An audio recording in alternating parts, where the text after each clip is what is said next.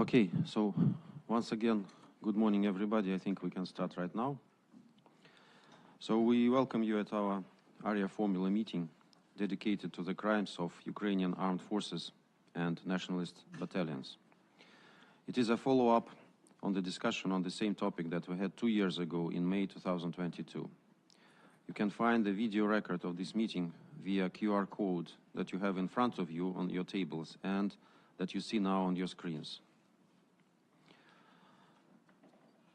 The latest Kiev regime's incursion into Russian territory, which left dozens of innocent unarmed civilians killed or injured, adds additional angle to our today's gathering. As we have already repeatedly indicated, the unconstitutional coup d'etat in Ukraine in 2014 resulted in an upsurge in nationalist organizations. The new authorities openly associated themselves with Ukrainian nationalist organizations which collaborated with German fascists during their invasion of the USSR in 1941 and are responsible for mass murders and atrocities against Jews, Poles, Russians, Ukrainian, Gypsies and the others. Their new incarnation adopted the same methods and hatred towards everything non-Ukrainian. Hence, such an attitude towards their fellow Russian-speaking neighbors who lived on this land for many centuries.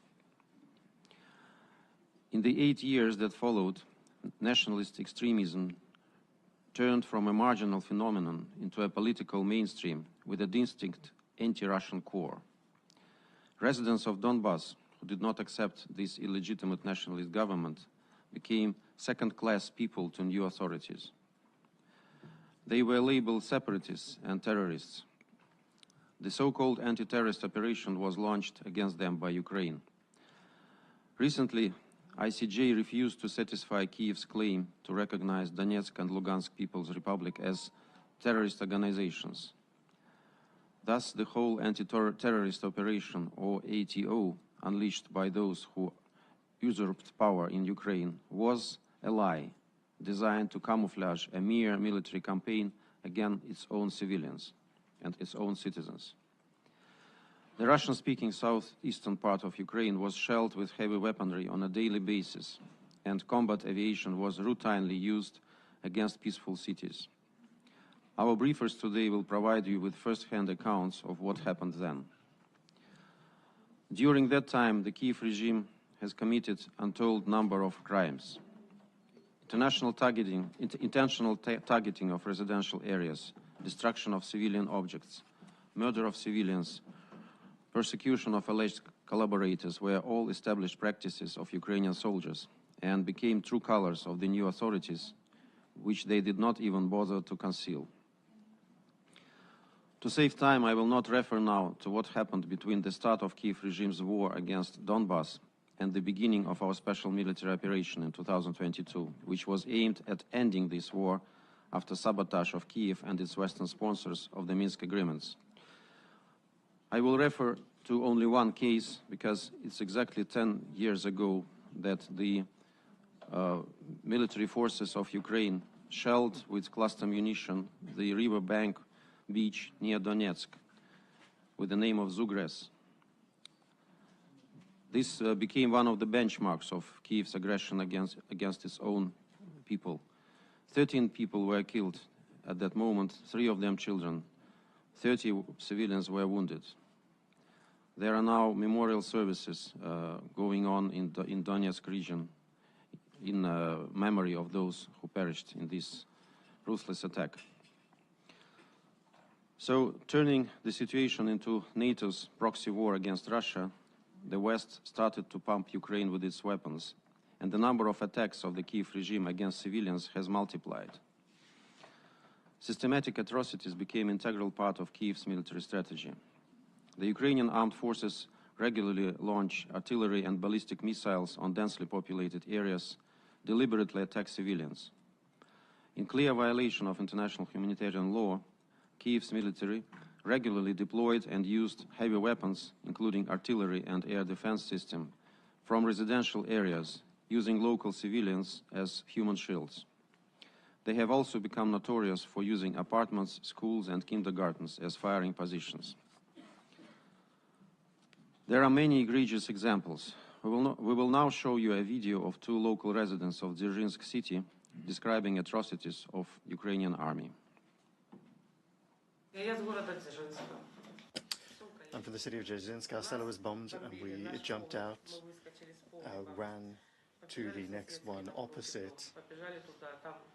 We ran and hid there. Within 2 hours, 6 houses on our street burned down by lighters and ammunition being dropped from drones above.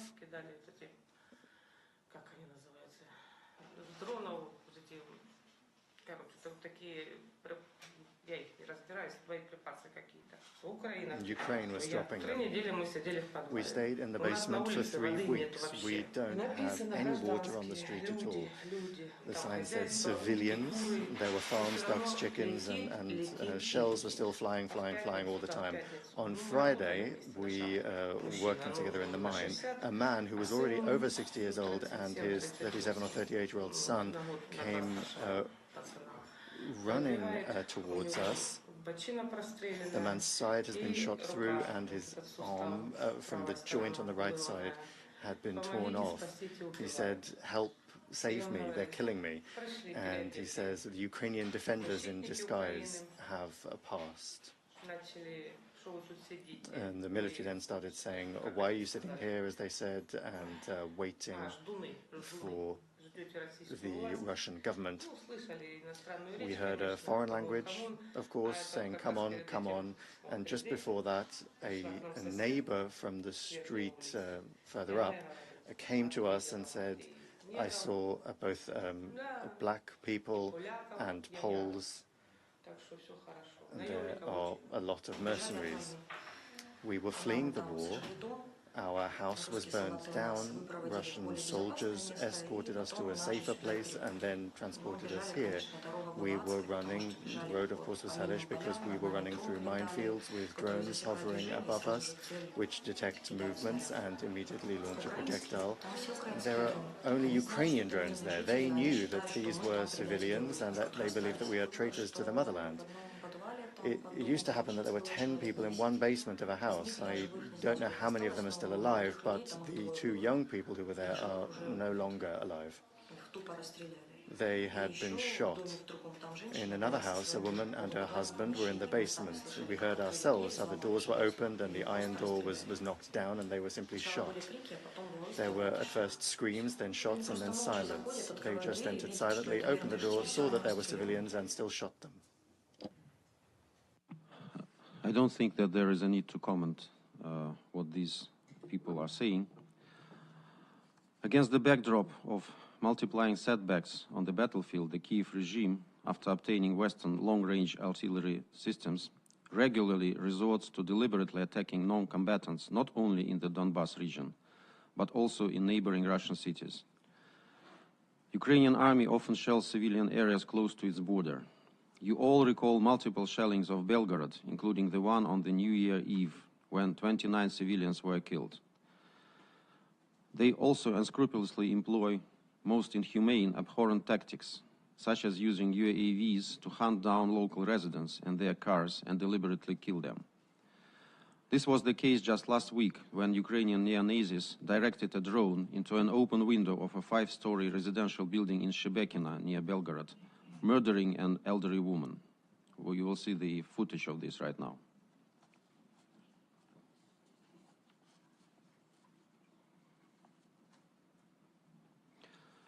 So you see on this video footage that the drone operator intentionally directed his vehicle towards a room with an open window of a peaceful residential building, fully aware that there could be only civilians who were targeted. Again, no need to comment.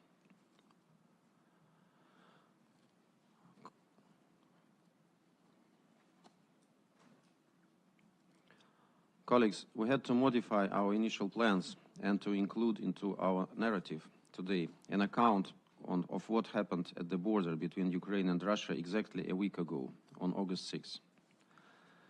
So, in a clear attempt to achieve some kind of a PR victory for Ukraine, whose army is constantly retreating from its fortified positions in the east, set up in 2014 and maintained since then, The Zelensky regime launched on this day an adventurous attack on the bordering Russian regions.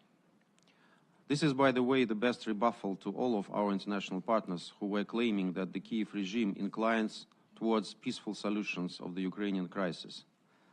The response has been given, and it's a clear choice for escalation and military action. Don't tell us afterwards that we didn't warn you about this. The Zelensky junta also tried to provoke and attack Belarus. I believe that my Belarusian colleague will tell us the details later. As for the Ukrainian incursion into the bordering Russian region of Kursk, I will not touch upon here the insane rationale of the agonizing Ukrainian dictator who lost the remnants of his legitimacy back in May. Undoubtedly, this is a move that Ukraine will bitterly regret, as it has trained military reserves being eliminated there as we speak. I will only draw your attention to the methods that the Ukrainian nationalists are using on Russian soil, which are similar to the ones they used in Donbass. Let's watch some videos from the scene.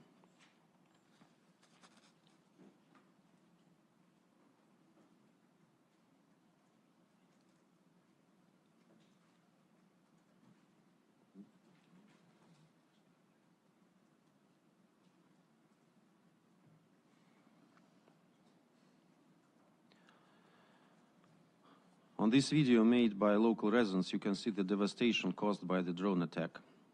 The asphalt pavement is damaged by shell craters of various sizes and covered with debris. Many buildings, including residential ones, have been significantly damaged. A local says there is neither gas nor electricity in the town. An ongoing attack on a residential building was caught on camera. Photos show damage to the church building as a result of the recent attack. These are just a small fraction of videos providing information about war crimes of Ukraine.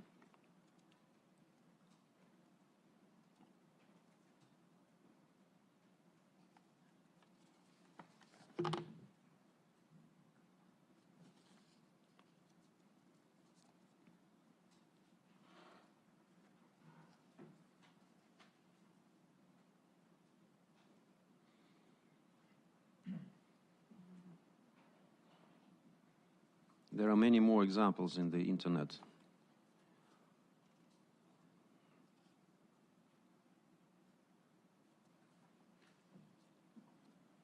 You see the church complex targeted here.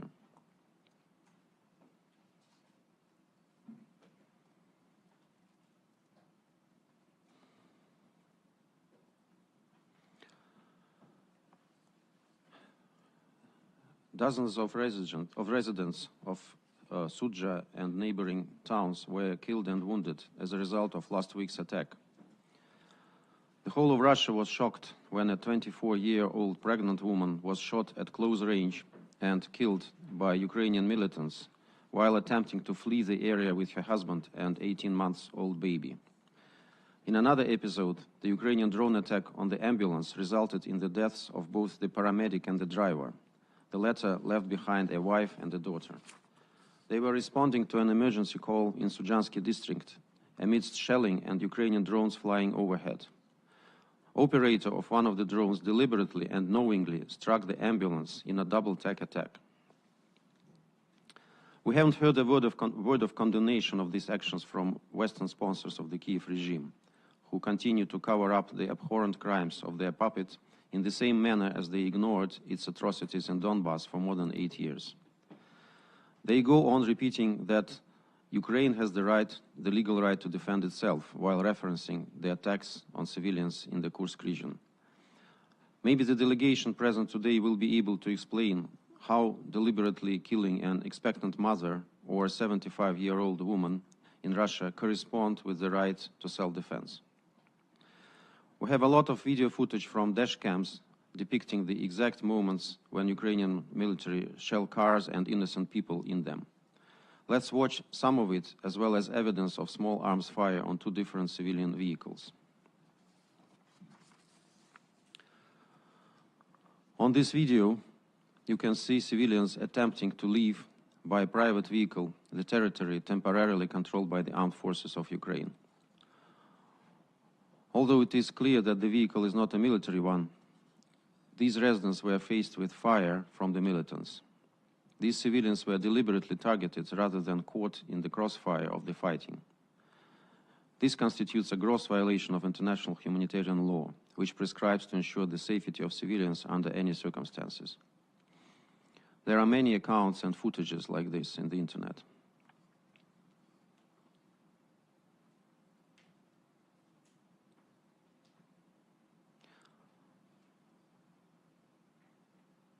If you listen to the sound, which we switched off for this meeting, you will hear the gunshots, and now you see the consequences for civilian vehicles.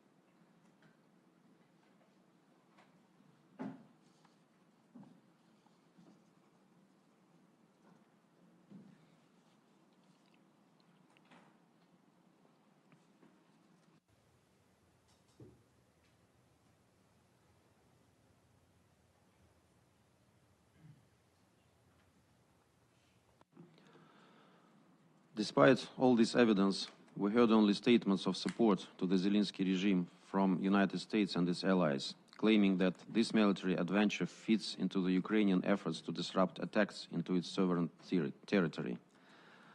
I would be grateful for the explanation how intentionally targeting civilians serves the goals of disrupting attacks on Ukrainian territory, given the fact that there were no military objects or infrastructure in the area.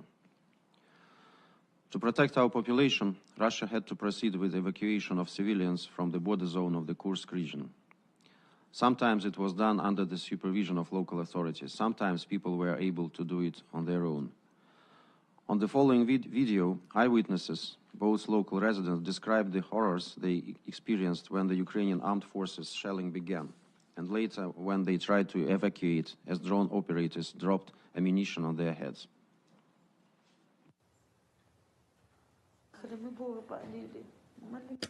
We were driving, we were praying to God that we'd get out of this hell alive because there was so much noise, debris, and the drones were flying all around. We drove about 1.5 kilometres away, and less than 1 kilometre probably, from the bushes, and there was where they shot at my car. So 2 bullets hit the bumper. I can show you that later.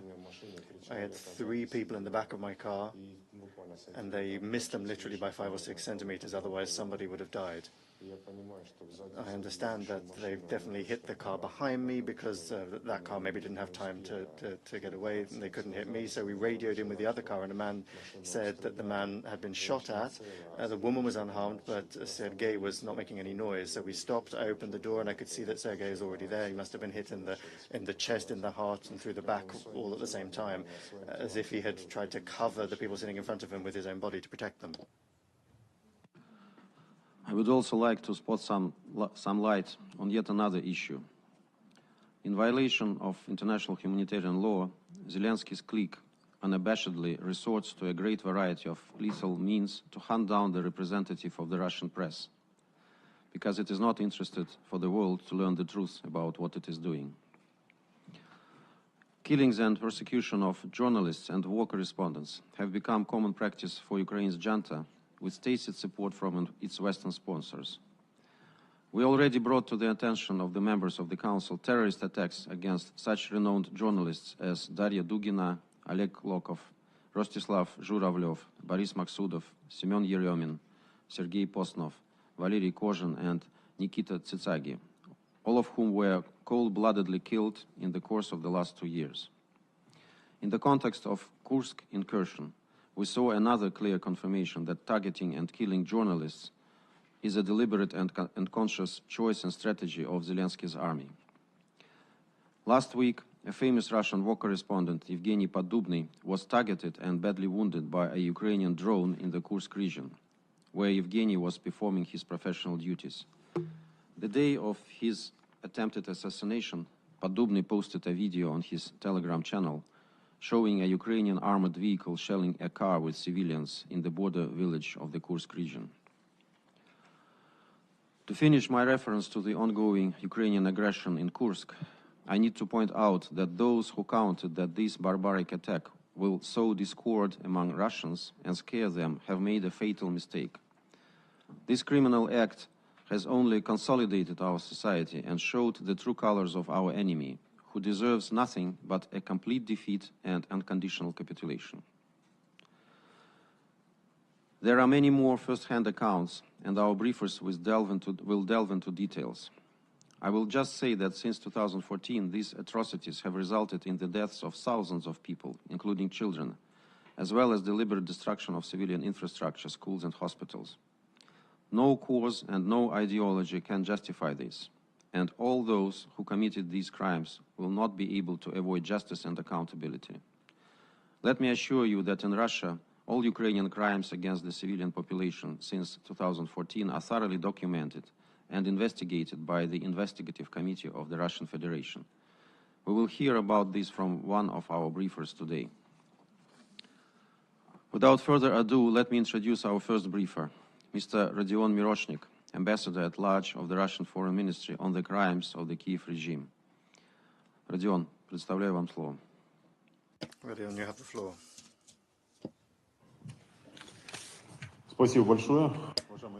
Thank you very much, distinguished ladies and gentlemen. It's a great honor for me to participate in this event and have an opportunity to provide you with the data, the precision of which we have no doubt of and which we have at our disposal. The first thing I would like to tell you about is what I've seen with my own eyes and what I was directly a party to.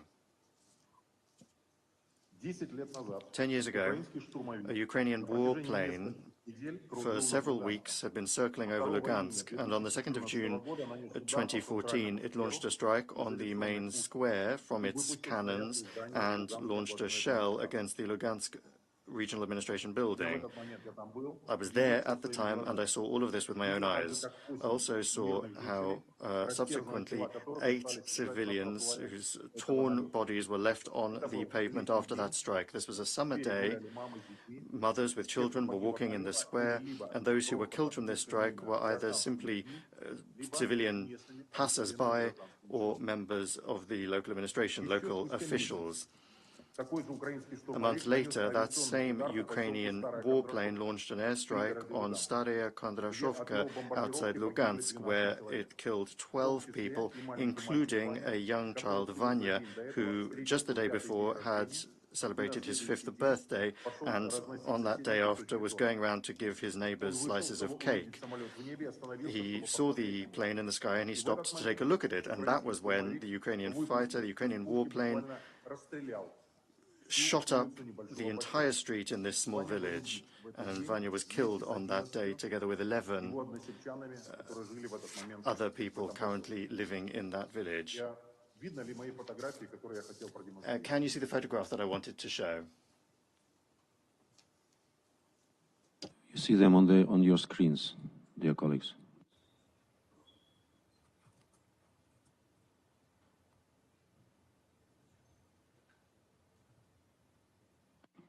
Да, фотографии у нас на экране. Yes, we have the photos on the screen. You can carry on. A month later, on the 6th of August 2014, a Ukrainian warplane once again launched a strike, this time on Sukhatolsk in Krasnodon district in the Lugansk People's Republic, as a result of which immediately 17 civilians were killed, including small children. At that time, no Western leaders expressed outrage over the actions of the victorious coup plotters, nor did they propose providing the residents of Lugansk and other towns in the LPR with Patriot or NASAMS missile systems to repel the air attacks of the Ukrainian Air Force that, at that time, filled the skies above Donbass and Lugansk, and time and again launched strikes on cities and civilian objects. At that time, No Western persons proposed taking funds from the peace facility and using them to buy guns or ammunition for the Home Guard, which they could have used to defend themselves against the Ukrainian army, that with guns, tanks and air power, in violation of the Ukrainian constitution, had come to pacify Donbass. People in Donbass who were outraged at the unconstitutional seizure of power in Kiev. 10 years on, we can assert that this was only the beginning of the development of the selective blindness of the West and their double standards, and now it's only got worse. When Western leaders make gentle, permissive statements about Zelensky and his clique, or when they provide additional funds for armaments, this emerges directly in the form of more and more crimes against the residents of Russia. After the UK, France and the United States transferred long-range missiles to Ukraine, and following President Biden's authorization for them to be used against objects in Russia's regions, that's where they went. What do strikes on civilian and densely populated targets have to do with defense? An American ATACMS missile hit a residential building in Lugansk where 6 people were killed and more than 60 civilians were injured. And the entrance of this multi-story building collapsed like a house of cards. A cluster bomb hit a beach in Sevastopol where on that summer Sunday people had come with their families and children. And there, right away, 4 people were killed, including 2 children, and more than 150 civilians were injured. An agricultural produce shop in Sadovaya in Kherson region, French air bombs initially hit it, and then following that, when people had come to provide assistance, American HIMARS missiles hit it. And so ultimately, at this small agricultural produce store, 22 civilians were killed. All of these armaments were transferred to the Kiev regime under the noble pretext of defending Ukraine from alleged Russian aggression, but they were fired against civilian targets and civilians. If you have the impression that Ukraine can only be blamed for unintentional strikes on civilian objects and the civilian population, that's not the case. We can say with complete confidence that intentional violations of the norms and principles of IHL is something that Kiev is using as part of its military strategy. The killing of the civilian population, mass strikes on housing, hospitals, kindergartens and schools are intentionally being carried out in order to intimidate civilians, to sow confusion and to trigger civilian protests within the country. This cynical scorn for the norms and principles of international humanitarian law is only possible because the Western partners have provided the Zelensky regime with diplomatic cover. That is to say that at the international level, they are blocking the spread of information about the monstrous crimes of the Kiev regime, and they are preventing a fully fledged investigation by international structures of Kiev's war crimes. The Geneva Conventions establish that intentionally launching strikes on medical personnel tasked solely with medical responsibilities is a war crime. The military political provocation in the Kursk region, started by the Kiev regime a week ago, began with the killing of a civilian medical team that had come to save the lives of wounded civilians who had been injured by the actions of the UAF and other nationalist formations that had come onto the territory of Kursk. The civilian medical brigade, the emergency medical brigade, went to Sucha to save the lives of wounded civilians who had been shelled by Ukrainian fighters who were carrying out a raid into Russian territory. But they were met not just by the bleeding out civilians, but also by a Ukrainian strike drone. And they waited knowing that assistance would come, and then they launched a strike on the ambulance that was properly marked in every way. It had a red cross and it had flashing lights indicating that it was an ambulance. The driver and the paramedic died right away, and another paramedic was seriously wounded, and she fortunately, she was saved by another ambulance. Subsequently, the fact that this ambulance was hit by an intentional strike is no accident. This is a fact of intentional hunting for medics. that were in order to deprive civilians of their hope of safety. This is the 9th Medical Brigade since the beginning of this year that has been shelled by Ukrainian fighters. 23 medics have been wounded and 4 of them died in the line of duty. If you look at the picture, that's what the ambulance looks like that was hit in Gorlovka. It was a monstrosity of inventiveness and inhumanity. First of all, they struck an energy facility that provided electricity to the city, and when they established that this was an accident and emergency ward, they then launched a strike on it, and 2 staff members were injured. When they called an ambulance and a wounded woman was attempted to be evacuated, the Ukrainian drone that was waiting above their heads launched a lethal strike on this ambulance. But that was only done when the wounded woman had been loaded into the ambulance and the medic had closed the door behind him. The wounded woman died directly in the ambulance, and the paramedic died along with her, the paramedic that had come to save her, and the driver of the ambulance was seriously injured. The fact that today's war has taken on a new technological level of traits is something that many people are talking about, but the fact that these technological achievements are being used to kill civilians is not something everyone is willing to admit. Strike drones that are currently second in the list of arms that are used most often in order to kill and maim civilians. In first place is still artillery weapons, which is actively being gathered by Czechia, knowing that they saying that they are doing an important humanitarian task. But drones, unlike shells, are weapons that of intentional killing. The drone operator can see perfectly well who he's launching the strike against, whether it's an old person, a child, or a woman, and they even have a video of what is happening. A week ago in Gorlovka, Ukrainian drones 3 times attacked an ordinary city tramway that was going across its normal route with civilians inside. One of the strikes was the cynical killing of someone in that vehicle, and there were injured passengers in the tram as well.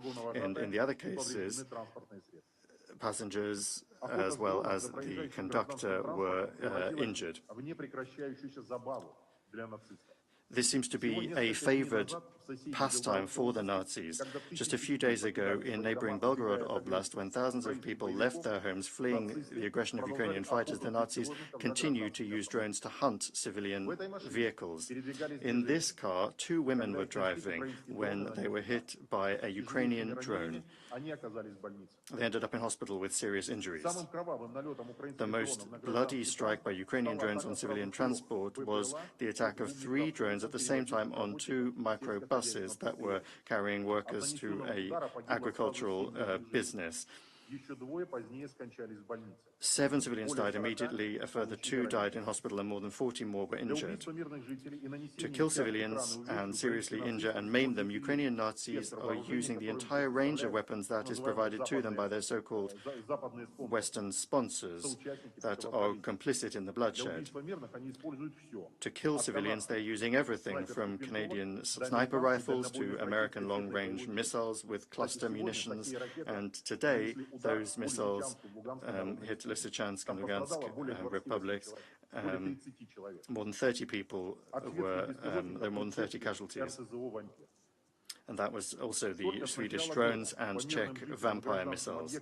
Since the beginning of the year, civilians and civilian objects in bordering areas have been hit by the Ukrainian fighters by more than 52.5 thousand shells of various different modifications and calibers. In only the first 7 months of this year, more than 2,622 people have been wounded and more than 523 have died. In conclusion, I would once again like to come back to the events 10 years ago. On a warm summer's day in 2014, I, for the first time, faced a situation in which people became worse than animals. A monstrous person from the Ukrainian right sector trying to ensure the complete blockade of Lugansk directly exploded the water supply node providing water for half half of the city, and then a Ukrainian sniper, having taken up a position, targeted all of the entrances to the destroyed building, and for several days fired upon the brigades, preventing the repairing of the building and preventing the restoration of the water supply. In the morning, people took empty bottles and went on foot to a well across town in order to fill up with water and be able to cook and drink water. In hot days or on their way home, they had to do this carrying a simple bottle of water. At the same time, a Ukrainian sniper was preventing the restoration of the water supply to the city. At the time, this seemed to me insane and inhumane, but we've been living with this insane inhumanity for 10 years, and we continue to be surprised by more and more cases of inhumane cruelty that, unfortunately, the countries that are spending their taxpayers' money to support the totalitarian and criminal regime in Kiev don't want to acknowledge. Thank you for your attention. Спасибо большое, Владимир Валерьевич. Thank you very much, Rodion Valerich. And our next briefer, Mr. Maxim Grigoriev, is a member of Public Chamber of the Russian Federation, chairman of the International Public Tribunal on Ukraine. He has interviewed more than 800 victims of the atrocities of Ukrainian armed forces and will share witnesses' first-hand accounts. Maxim, the floor is yours. Maxim Sergeyevich, пожалуйста. Благодарю. Thank you. In March 2022, a group of human rights defenders, journalists, and lawyers at an international conference created the International Public Tribunal on the crimes of Ukrainian neo-Nazis. At present, it includes representatives of civil society from more than 30 countries. Its main job is to gather information about the violations of the Geneva Conventions and war crimes, and to provide that information at international platforms, and also to transfer that information to the judicial organs of any country in order to prosecute those crimes. I remind you that according to international humanitarian law, war crimes do not have a statute of limitations. The materials and reports that we have prepared are public in nature.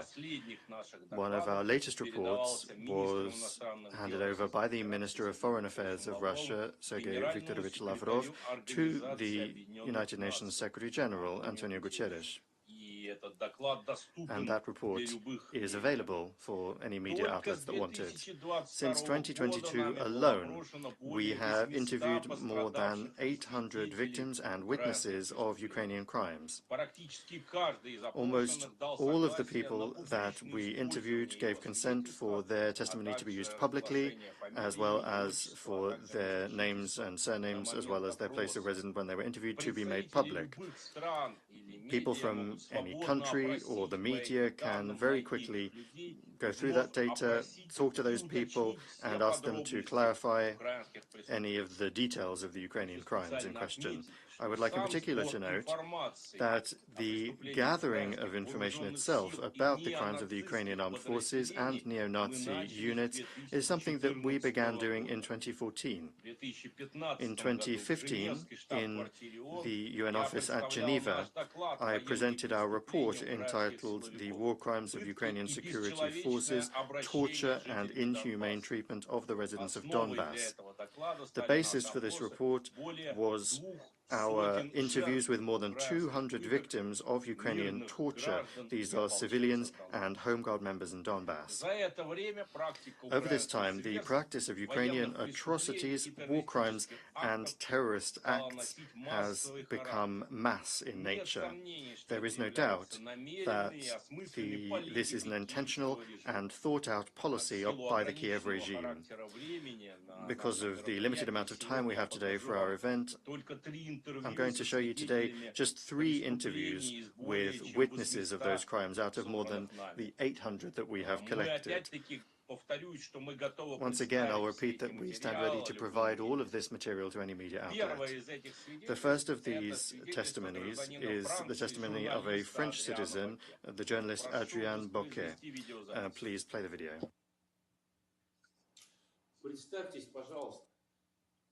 Please introduce yourself. Hello, my name is Adrian Bocquet. I'm French. I am a former military man, and I am 31 years old. As far as I understand, you were witnessing the murder of the Russian soldiers. Can you tell me where it was and what it looked like? Of course, in the first days of April, the Ukrainian army came to Bucha. In our car, we were accompanied by an Azov fighter. We came to Bucha absolutely without any passport control, and thanks to this agent. First of all, I noticed the corpses that were lying in the center of the city, in the center of Bucha. And at that moment, I saw how other corpses were being taken out of small cars. Those corpses were taken out by the military and civilians and were being laid out next to the ones that were on the road. At that moment, journalists were waiting for the corpses to be laid out, and as soon as the corpses were there, they started taking pictures. And I immediately realized that they had prepared that performance in order to make the most impressive photos. Please tell me, you've already told me about the fact that in Bucha it was very clear that this is just a case of falsification. Can you tell me, did Western journalists realize that they were participating in falsification? Well, of course, because a journalist who is waiting for the corpses to be stacked in a certain way, there is no way that he can't know what's going on. You also talked about how the bandages and how they tied those corpses up, how they bandaged them, that they were absolutely new, but that the bodies themselves, well, it was raining, there was mud.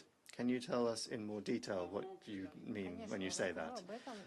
Of course, I'll tell you about that. The fact is that it had been raining in Bucha for 2 days, and these corpses that were lying there were very, very dirty, and their hands were not tied at first. And then they showed me photographs of what was there, and that the corpses had their hands tied with very clean rags or bandages, which I had never seen when I was in Bucha. It's very strange. How can you explain the fact that there were these very dirty corpses, despite the fact that it had rained for 2 days, and then there were these clean bandages tying their arms? One of the volunteers who came to Bucha before me told me that they had carried the corpses from one house to another, and then they took them to Bucha and they laid them out. Did they carry corpses from one house to the other, or did they do some sort of photo shoot? What I saw with my own eyes is how the corpses were taken out of the cars and laid out in piles. What my colleague, another volunteer, saw was how they were transported the day before that from another city to Bucha.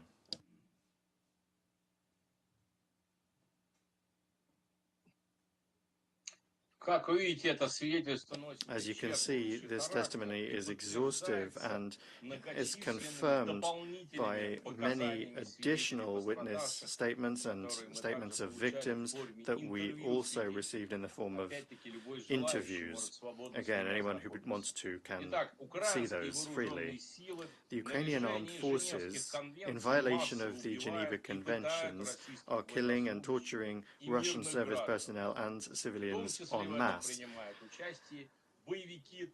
Fighters from the terrorist neo-Nazi Azov brigade are also participating in this. They do not hide their neo-Nazi views, and they are supported and armed by the government of the United States.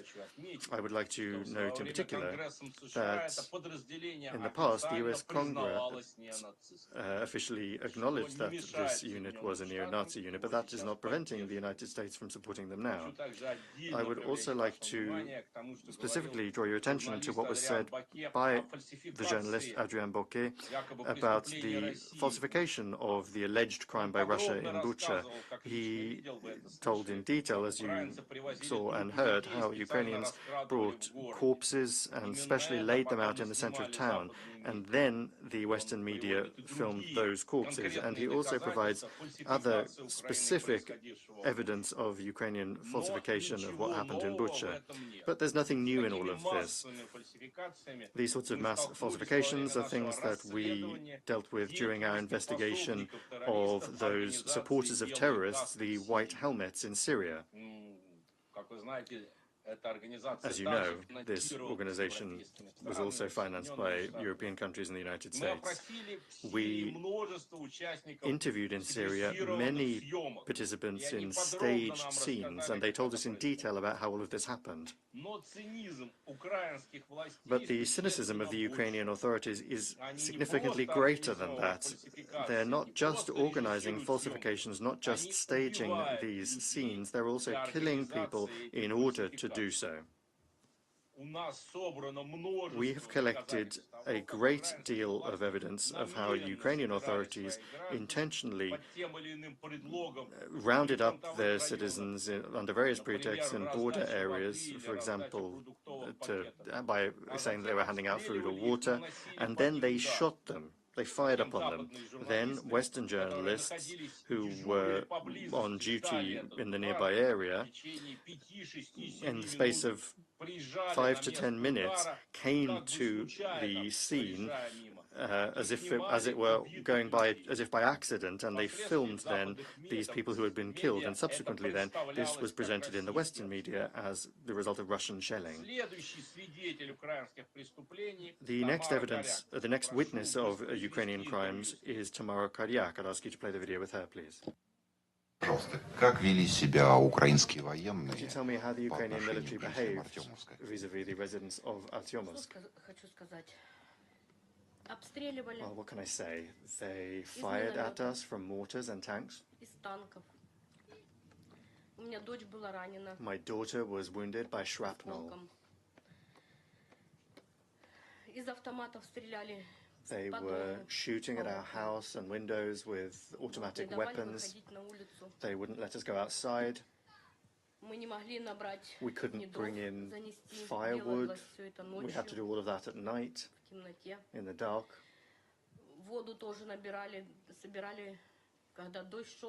They also wouldn't let us bring in water. We collected rainwater when it rained, filtered it several times.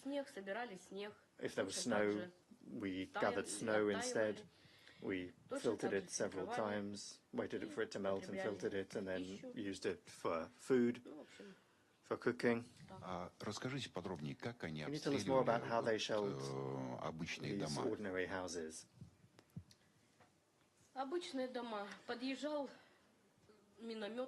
The mortar would come to a neighboring street, would hit a neighboring street, and then from there they would shoot houses that were still intact, one way or another. There were constantly drones hovering above us that were tracking people. If people were walking down the street, the military would track which house they were going into, and then they shelled that house. And you're saying specifically civilians? Yes, civilians. And how did your daughter get wounded? When did that happen? That happened around about the 3rd or the 5th, certainly the beginning of February. We were in the house, we were at home. My daughter heard something moving. A tank approached and opened fire. Of course, it broke a window and damaged a wall, and the shrapnel hit her in the arm. Thank God everything was okay. We were able to get the shrapnel out from her arm and bandage it up, and thank God it was nothing too serious. At that time in early February, were there Russian forces there?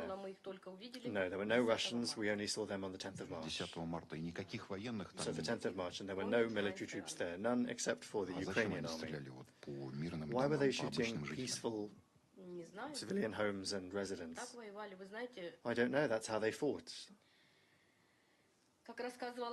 As my neighbor told me, she came up to a fighter in the market one time in a new micro-district and said to this soldier, "Guys, are you defending us?" And they said with a smile that they'd come not to protect us, but to kill us.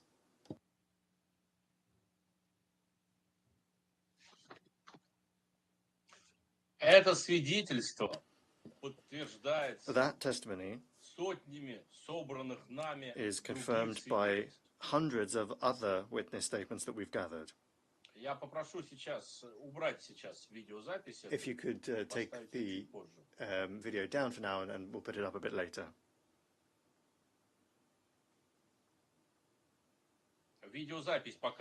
If you could take that video away for the time being, please. We're not showing the video, so please go ahead. So that testimony is confirmed by hundreds of other victims and witness testimonies that we've gathered. The Ukrainian armed forces intentionally destroyed and continue to destroy towns and villages on their territory and are killing their own civilians. That is being done because, based on the Nazi ideology of Ukrainian nationalism, they believe that Russian-speaking residents of those places are their enemies. They're enemies whom the doctrine of Ukrainian nationalism believes it necessary to physically destroy. That doctrine also existed in the same way during the Second World War and before the Second World War. The main, or one of the main elements that they were calling for is the physical destruction and creation of so-called ethnically pure areas. That was what the Organization of Ukrainian Nationalists called for. And now the homes of civilians, together with those same civilians, are being destroyed by the Kiev regime also because, notwithstanding their statements in the West, they understand that these areas and districts will never again be part of Ukraine.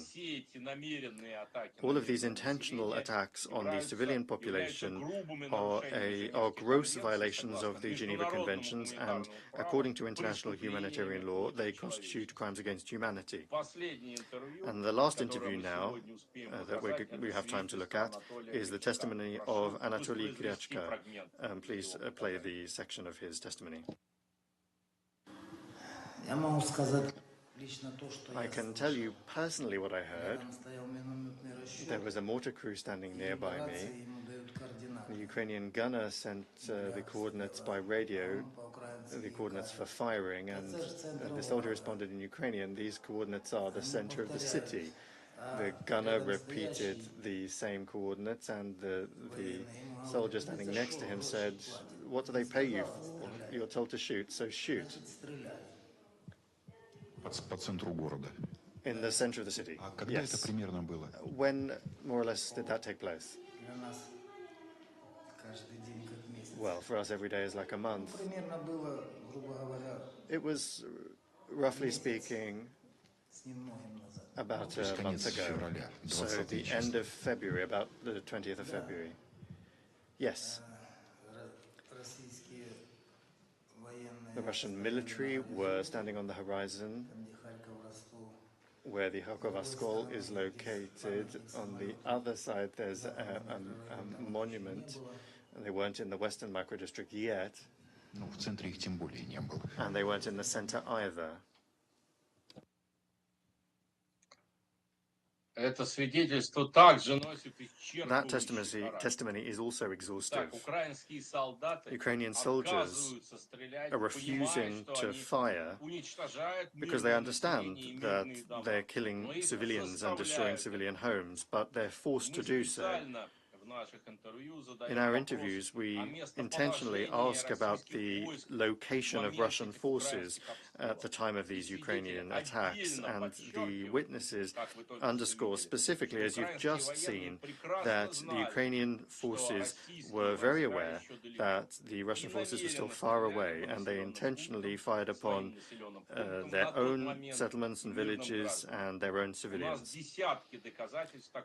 We have dozens of pieces of evidence of this sort of Ukrainian war crime. And today I only showed you 3 of more than 800 witness statements and victim statements of Ukrainian atrocities. The work of our human rights defenders, journalists and lawyers as part of the International Public Tribunal on the crimes of Ukrainian neo-Nazis is not a state body, it's public in nature, and we have very limited resources. Consequently, we understand that we are only able to record a very small fraction of Ukrainian crimes. In fact, we're talking about many tens of thousands of Ukrainian atrocities and war crimes.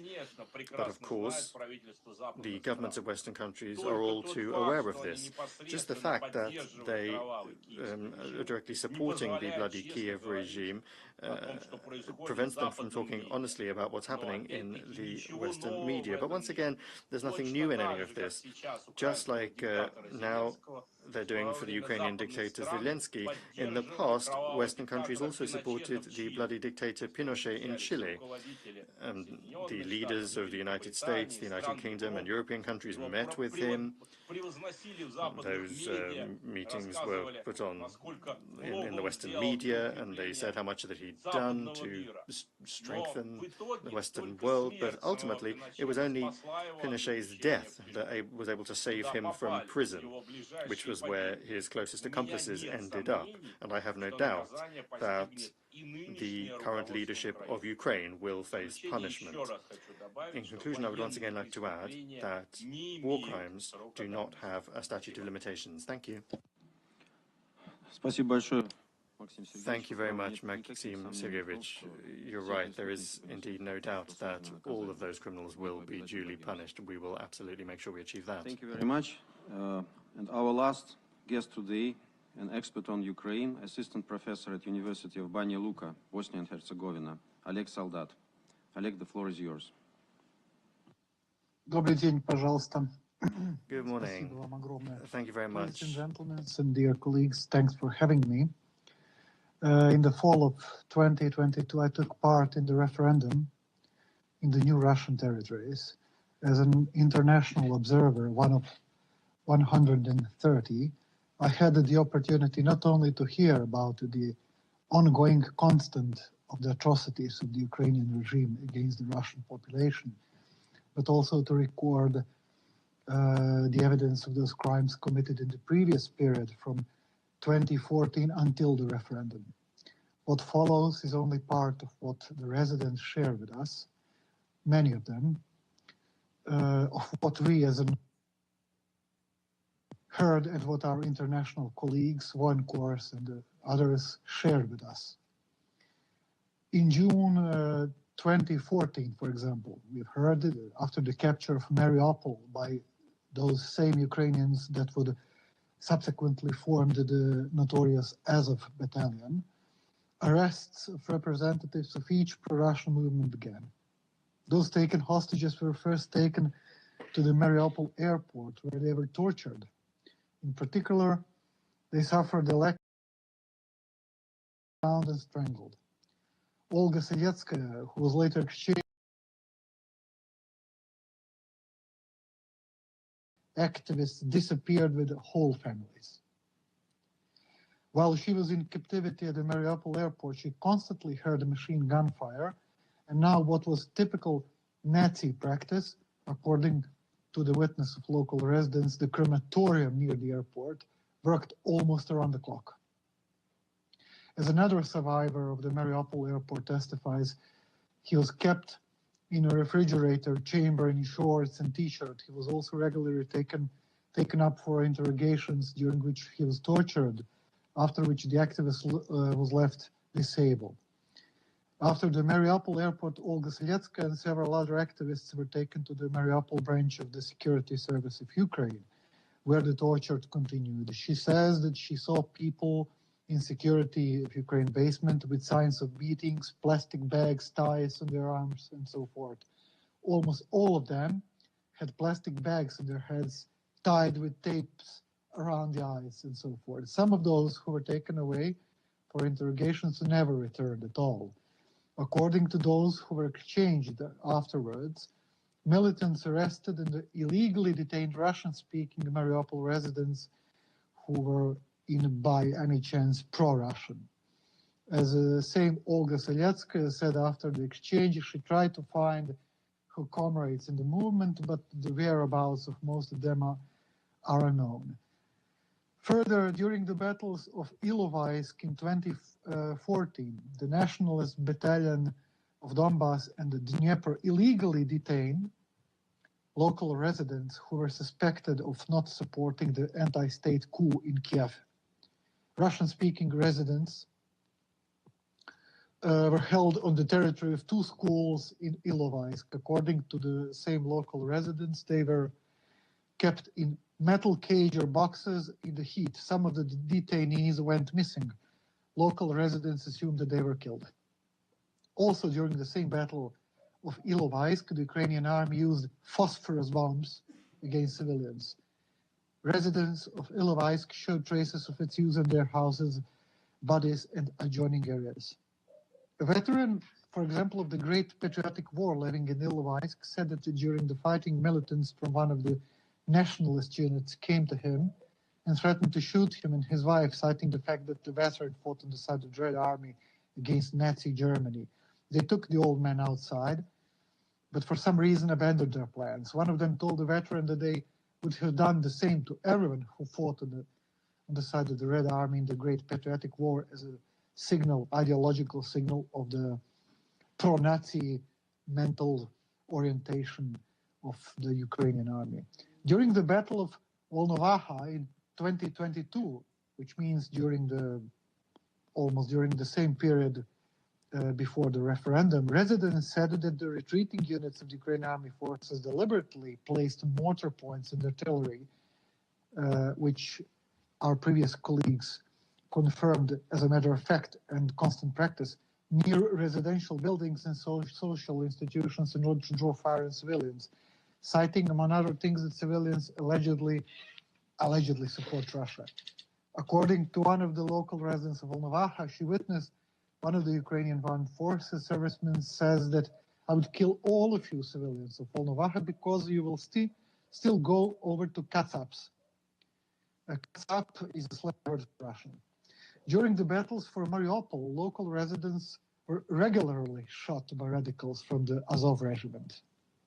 In the testimonies given after the liberation of Mariupol by captured militants from the Azov regiments themselves, they indicated that the main motive for shooting civilians was the assumption of cooperation with the Russian army. Example, one of the militants said that during the battles of Mariupol, while taking up a position in one of the houses, he saw 2 men walking towards the crossroads, feeling hostility towards them and assuming that they could help the Russian army somehow. He opened fire on them, and both men were killed.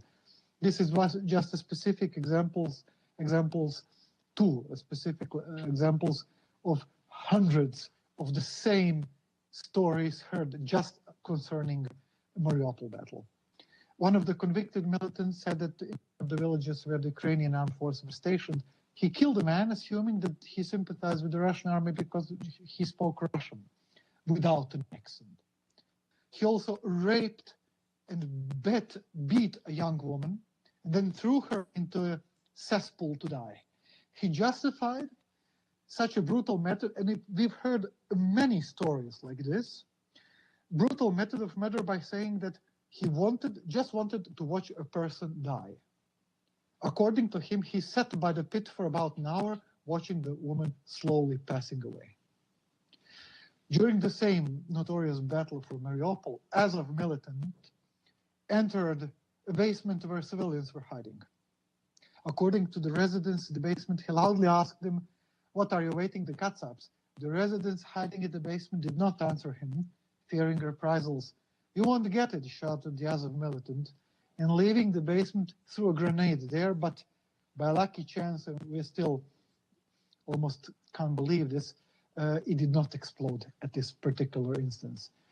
For example, when the special operation had just begun, the Russians liberated one of the first villages, and there, one woman told our sources that a couple of days later, several people in Ukrainian military uniforms came to the local village school and took about 20 children to an unknown destination. Later, sources on the Ukrainian side reported that the children were taken to Kramatorsk and housed in one of the schools. The school was used to be used for the attack, which Russia was to blame for afterwards. Similar situations with the illegal removal of hundreds and essentially thousands of children, allegedly in order to take them to a safe place from the Russian influence, took place in Artyomovsk, Bakhmut. This was done by the group so-called White Angel. They operated under the protection of the Ministry of Internal Affairs of Ukraine. Such groups have been formed along the entire front line between the two states, let's say. And most often, if they manage to take a child away, nothing else is known about the whereabouts of the child. In some rare cases, parents were able and managed to find their children, but not where they should be or supposed to be or said to be, according to the representatives of this organization. So this would be only a small part, literally a slice of a huge evidence material, which I was in a couple of weeks and couple of days was simply given the time frame we were given for your attention, unable to compile the bigger evidence for this. It just gives, in my opinion, a slight overview of what is essentially organized system of reprisals, crimes, and repressions, and is being conducted according to our latest sources to this very same day, wherever they are being allowed to do so. So I wanted to share just one of these.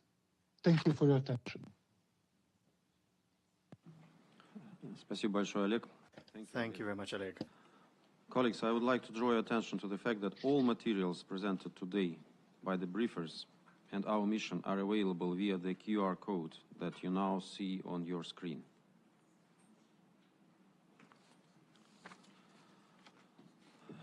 Now I open the floor to those members of the Council who wish to speak in the order in which they appear on the list of speakers. I encourage you to limit your speaking time to 3 minutes. First on my list is Malta. Chair, once again, we are gathered at the request of the Russian Federation in a meeting whose sole purpose is to allow Russia to try to justify its brutal and unprovoked war of aggression against Ukraine.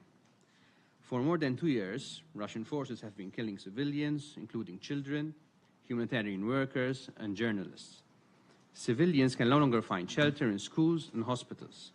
Russia continues to bomb civilian infrastructure, including energy infrastructure, and laying mines in agricultural fields to deprive the Ukrainian population of the necessary means for their survival. The full respect for international humanitarian law and human rights law remains Malta's priority. Since February 2022, the Office of the UN High Commissioner for Human Rights has recorded 11,430 civilians killed and 23,228 injured in Ukraine.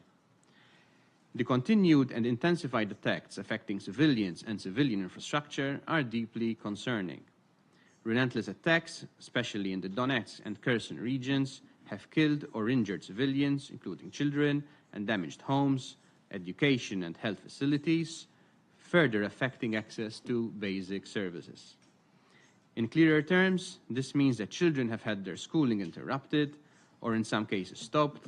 This means that women have not been able to access maternal care and have their lives further put at risk. This means cancer patients and others needing treatment have been able to access such services. This is unacceptable and needs to stop. The latest report by the Independent International Commission of Inquiry on Ukraine shared new evidence of the crimes committed by Russian forces in violation of international human rights and international humanitarian law in Ukraine. The Commission reported that Russian soldiers had further committed killing, torture, rape, sexual and gender-based violence. Furthermore, Russia's war continued to shatter thousands of childhoods. Children in Ukraine have experienced violence, isolation, separations from families, loss of loved ones, deportation, and disruption of their daily lives. The Russian armed forces have also used children as shields, committed sexual violence against them, and denied essential humanitarian access. The long-term consequences and mental health impact of such actions cannot be overstated. Malta reiterates its deep concern at the scale and gravity of these violations and crimes which have been documented. We stress once again the need for full accountability for all crimes committed by Russia in Ukraine. We also reaffirm our support to the ongoing work of the ICC and the Register of Damage for Ukraine, as well as the efforts towards the establishment for a future international compensation mechanism and a tribunal for the prosecution of the crime of aggression against Ukraine. We call on the Russian Federation to immediately end the war it started and withdraw all its troops and military equipment from the entire territory of Ukraine within its internationally recognized borders. And I thank you. Соединенные Штаты. The United States. We are here because the Russian Federation has decided once again to use the Arria-formula format of the UN Security Council to try and shift blame onto Ukraine, the victim of Moscow's brutal war, and deflect attention away from the rampant devastation Russia has imposed on a UN member state, Ukraine. There is no question as to which country has committed numerous well-documented atrocities, including war crimes and crimes against humanity on Ukraine's sovereign territory, devastating civilian infrastructure, destroying schools, hospitals, and residential buildings, and forcibly transferring and deporting children. That country is Russia. Our message to Russia's leadership and military who commit war crimes or other atrocities is this: the world is watching, and you will be held accountable. In the judgment of history, Russia's attempts to obfuscate the issue by slandering Ukraine will only bring further shame on the Kremlin and all those involved. We all know the truth of what is happening in Russia and Ukraine. We reject any effort by any country to justify supporting Russia in its clear, ongoing violations of international law, including the UN Charter. There is no excuse for any of us to neglect our collective responsibility to hold Russia accountable. As the United States has said before, the Kremlin must stop its war of aggression against Ukraine and stop using the Security Council to hide the truth about the devastation from Moscow's own actions. Slovenia. Slovenia. Mr. Chair, I take note of the statements by the briefers. I would like to make a couple of points on behalf of my delegation. Number one, Slovenia treats accusations of Nazism and international humanitarian law violations with utmost seriousness. We also strongly reject any kind of political manipulation with such accusations. Let me be clear. We will not recognize the aggressor as the victim. Slovenia supports and will support Ukraine in its defense against aggression. It is quite clear to us that in Europe, the current threat of territorial expansion by aggressive war, occupation, and annexation based on nationalism and military means does not stem from Ukraine. Two, numerous times we have warned against selective references to violations of international law. We denounce double standards in application of international humanitarian law. It is odd listening to accusations of IHL violations while the accuser is bombing critical energy infrastructure and children's hospitals. Slovenia is aware that the current international framework has an accountability gap when it comes to crime of aggression and supports the establishment of a special tribunal on the crime of aggression against Ukraine. We believe that this will lay important groundwork for justice to be served in the future.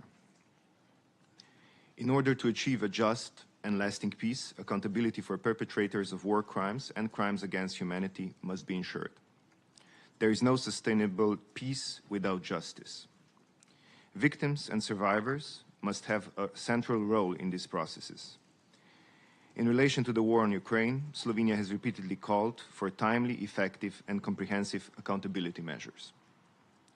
In this regard, we strongly support the International Criminal Court, which is the best avenue to ensure accountability and can bring justice for the victims, all the victims of this war. I thank you. Япония. Japan. Mr. Chair, the concept note for this event invites us to discuss ways to achieve sustainable and long-term peace. We welcome this discussion. Our position can be summed up in a few words. The aggressor must leave Ukraine. This war of aggression ends when the aggressor stops it.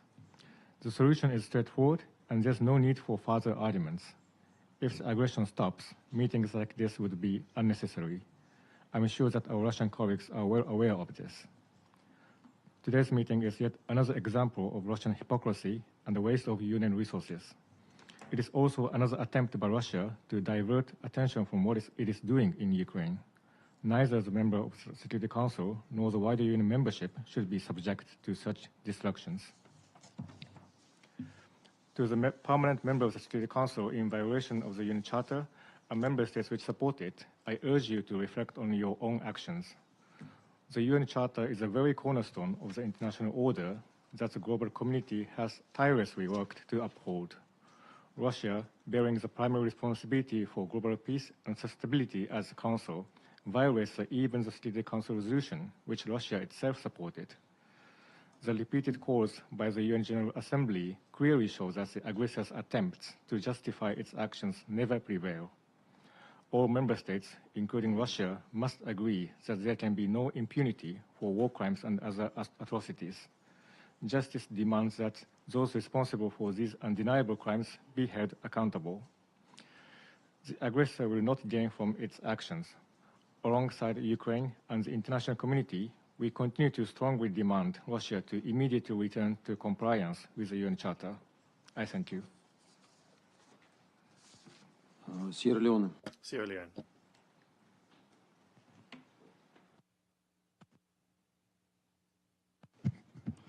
Thank you, Chair. I also thank Mrs. Myroshnik, Grigoriev, and Soldat for the information provided. Since the start of the conflict in Ukraine, there have been accusations and counter-accusations of violations of international humanitarian law and international human rights law. Sierra Leone takes note of numerous reports on missiles and drone attacks on civilians and civilian objects, indiscriminate attacks, destruction of civilian infrastructure, and essential services. There have been allegations of conflict-related sexual violence, which we also take very seriously and to which we expressed our gravest concern. We reiterate that these acts are unacceptable and prohibited under international law. They pose a significant threat to the safety and well-being of the most vulnerable and protected populations, violating the basic tenets of humanity and the principles of international humanitarian law and are tantamount to war crimes. Sierra Leone continues to express grave concern about breaches of international humanitarian law and human rights law in relation to the Ukraine conflict and stress the need for accountability for the alleged atrocity crimes committed. Consequently, we call on the conflicting parties to cease hostilities. As Sierra Leone urges for a political horizon, the opening of communication lines for direct peace dialogue, we also underline the need to focus on impartial investigations for determining the facts on the ground to ensure accountability.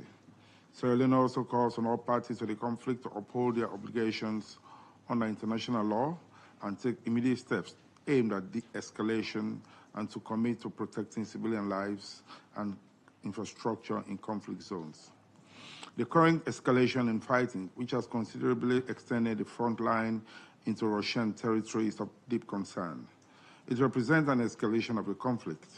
This escalation is further exemplified with the deployment of additional troops by Belarus to reinforce its border with Ukraine, citing Ukrainian drone incursion into its airspace during Ukraine's Kursk offensive and the threat by Belarus to take appropriate action. Additionally, we are desperately worried that with fighting occurring near the Kursk nuclear power plant, the threat of a nuclear catastrophe is a chilling reality. In this vein, we fully agree with the statement of the International Atomic Energy Agency issued on 9 August 2024, urging all parties to exercise maximum restraint to prevent a nuclear accident that could have the potential for serious radiological consequences. The devastating impact of attacks on civilians, including women and children, calls for the involved parties to choose and prioritize peace and put an end to the violence. Peace cannot be left to chance. Sierra Leone therefore reiterates its call for meaningful steps to be taken towards the immediate cessation of the hostilities and for constructive and inclusive diplomatic efforts to achieve a just and lasting resolution of the conflict. We re-emphasize that diplomacy and dialogue is the only viable option to ending the conflict. In taking this important step, we call for the full respect of Ukraine's sovereignty, unity and territorial integrity within its internationally recognized borders and for the legitimate concerns of all parties to be taken into account. Let me therefore close, Mr. Chair, by condemning violations of international humanitarian law and human rights law and emphasizing that all parties to the conflict uphold their obligations under international law. Sierra Leone condemns all attacks on civilians and civilian objects, especially critical infrastructure, and urges all parties to prioritize the protection of civilians and to take all necessary measures to avoid further civilian casualties and damage to critical infrastructure. The protection of civilians must be paramount in any conflict, including the conflict in Ukraine. Ensuring that the parties to the conflict prioritize the safety of civilians and eventually cease hostilities must be the utmost collective priority of the Security Council. I thank you. Thank you. Guyana. Thank you, Chair. Guyana takes careful note of the remarks delivered by the briefers. Guyana has maintained a steadfast commitment to upholding and supporting an international order guided by the principles of the UN Charter and international law. We firmly believe in accountability for illegal actions of all parties engaged in the conflict and emphasize that impunity for violations of international humanitarian law must never be tolerated.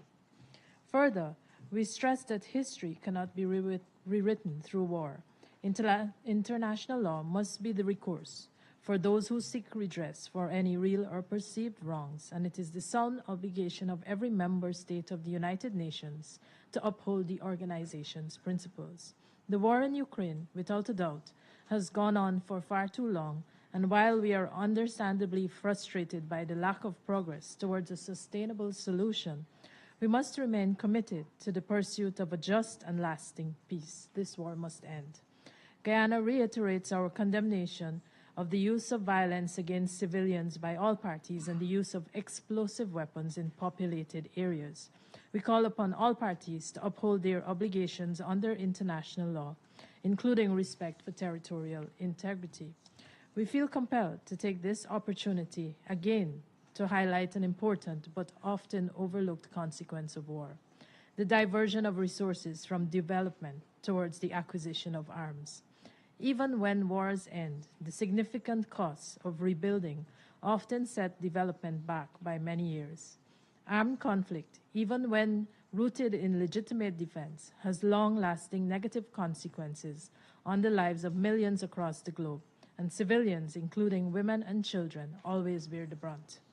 Attacks against critical Ukrainian infrastructure have continued and even intensified in recent months, causing billions of dollars in destruction, including extensive damage to energy infrastructure.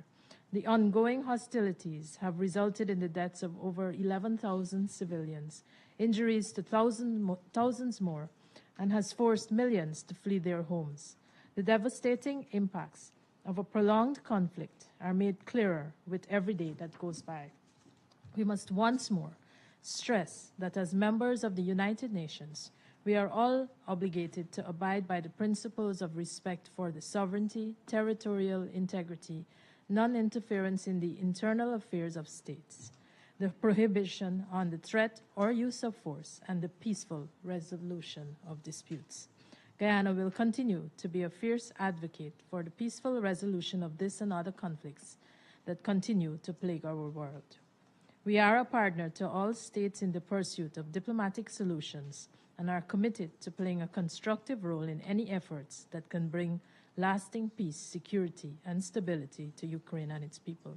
We urge all parties to come to the table and begin to talk. Lives and livelihoods depend on this. I thank you. Thank you. Ecuador. Gracias, Presidente. Thank you, He Mr. escuchado con President. atención a I los have ponentes. closely listened to the El Ecuador briefers. condena Ecuador todos los condemns abusos y all of the violaciones de abuses derechos and humanos y del violations of derecho human rights and internacional of international humanitario cometidos en humanitarian law Ucrania y committed in apoya los Ukraine. We esfuerzos de las support the Naciones efforts of Unidas the y United otras Nations organizaciones and other internacionales international para documentar organizations esas to violaciones. document these Es violations. necesario It is continuar con necessary to investigaciones continue with rápidas, expeditious, independientes y independent, and imparciales impartial de todos los investigations presuntos into abusos y all violaciones of the a alleged fin de abuses and garantizar violations in justicia a order to todas las guarantee víctimas justice for y all la victims rendición de and cuentas to de los guarantee responsables accountability mediante los for the mecanismos de perpetrators justicia through adecuados. adequate justice mechanisms. Lamentablemente, Regrettably, el the conflicto conflict continúa continues afectando to gravemente gravely a la affect población the civil. civilian El population. Ecuador insiste Ecuador en que las partes insists tienen that que parties evitar el uso must de armas avoid the use explosivas of en áreas explosive pobladas weapons in y populated alejar los areas combates and de move zonas urbanas. fighting away from Las urban areas. operaciones militares Military deben operations centrarse must únicamente focus en solely objetivos on militares, military targets, respetando el derecho respecting internacional the international humanitario que humanitarian prohíbe law, ataques which contra prohibits civiles attacks e against infraestructuras civilians and civiles. civilian infrastructure. Es It fundamental que is se proteja pivotal al that personal humanitario we y protect se humanitarian garantice un personnel acceso and pleno y sin guarantee obstáculo full a and la asistencia unimpeded humanitaria access para que ésta of llegue a humanitarian todos quienes la assistance so that necesitan, that assistance can reach especialmente all a los those más who need it, vulnerables. particularly the most vulnerable. Todo esto es All of the above is particularmente importante al particularly haberse conmemorado pertinent ayer given that el yesterday we 75 marked the aniversario de la 75th adopción de los anniversary convenios of de the Ginebra de adoption of the 1949. 1949 Geneva Por otra Conventions. parte, el Ecuador Elsewhere, reitera su Ecuador condena a reiterates cualquier its despliegue condemnation de of any discursos use que of incitan al discourse odio that y a la incites intolerancia. hatred and Su utilización intolerance. The probó su use of capacidad such discourse destructiva en clearly los años demonstrated previos a its la Segunda Guerra destructive Mundial capacity in the y run-up por to lo the Second tanto World su War, uso debe and ser consequently desterrado de its manera use must be definitiva. stamped out once Señor and for all. Presidente, la Mr. historia President, nos ha history enseñado que has ninguna taught us crisis that se no resuelve crisis por la can vía be militar. resolved via La military violencia means. solo engendra Violence más only violencia y produces sufrimiento. more violence and El suffering. Ecuador, Ecuador, por su propia given its own experiencia, experience, reconoce que la diplomacia recognizes y el that diálogo diplomacy and permiten dialogue superar make it incluso possible to los conflictos overcome más even the antiguos longest y standing construir un conflicts futuro and compartido to entre build a países shared hermanos. future between En brotherly tal sentido, countries. el With that Ecuador in mind, reitera Ecuador su apoyo a la reiterates its soberanía e support for the integridad sovereignty territorial and de Ucrania territorial dentro de sus integrity of fronteras Ukraine within its internacionalmente internationally reconocidas recognized y borders sostiene que una and paz justa y maintains that duradera a en just and Ucrania lasting puede peace ser in Ukraine alcanzada a can be través de la reached through negociación y la negotiation and diplomacia diplomacy, enmarcada en el derecho rooted internacional in y la international Carta de las law Naciones and the Unidas. United Nations Charter. Thank you. Thank you. Mozambique.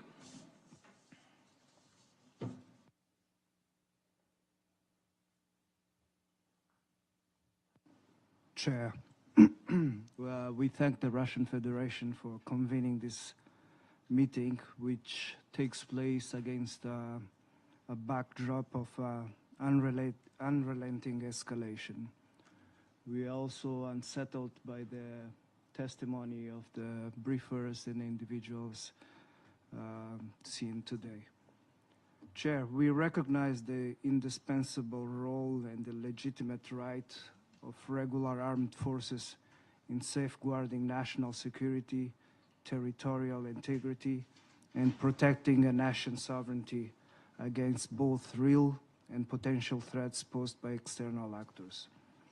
However, it is imperative that the exercise of this legitimate right occurs within a structured and orderly framework. Anarchy, characterized by weak central authority and widespread disorder, undermines the effective exercise of such rights and compromises the rule of law. Similarly, concerning is the insidiousness of extremist elements within armed forces which pose a profound threat to integrity and cohesion of military institutions, undermining the core values, compromising national security, and leading to violations of both national and international legal norms. This is particularly alarming in the present global context, where the surge of intolerance, incitement, and extremist ideologies threatens to fracture societies, undermining efforts to promote national, regional, and global peace, as well as mutual understanding, further exacerbated by a rampant and volatile information sphere. With these concerns in mind, We firmly believe that armed forces must be subject to a robust internal disciplinary system that enforces compliance with international humanitarian law and applicable international legal standards, promoting accountability. Chair, the protection of civilians is not optional.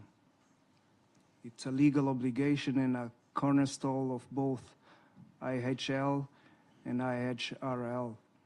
In this regard, the principles of distinction, precaution, and proportionality must be scrupulously adhered to by armed forces. Equally important is the obligations of states to unequivocally protect individuals from discrimination of any kind, including on the grounds of language and national origin.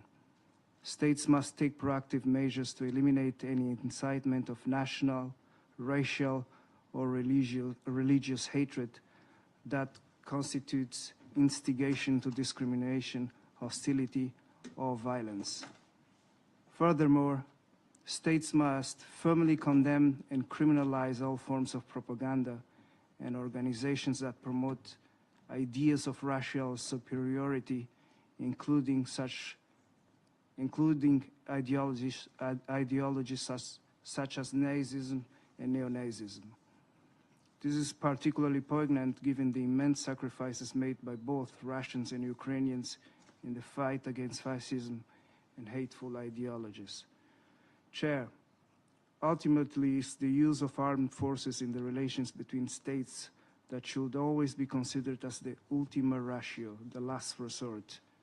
Military actions cannot replace the essential need for political and negotiated solutions, which remain the only viable means to resolve conflicts. Diplomatic channels must continue to be pursued to achieve sustainable peace, especially when the stakes are as high as they are in the current escalating situation. I thank you. Thank you. Switzerland.